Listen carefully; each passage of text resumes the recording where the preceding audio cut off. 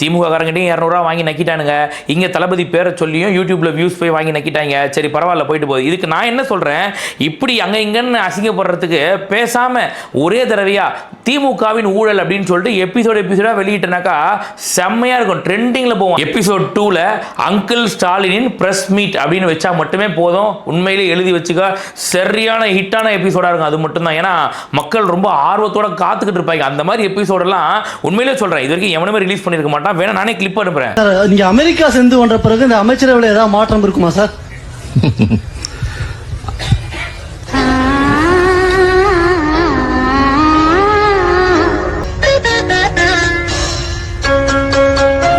என்னடா சொல்ற? விடிய விடிய அங்கே இருந்தியா?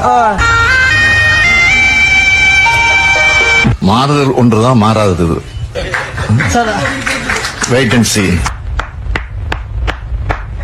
சூப்பர்.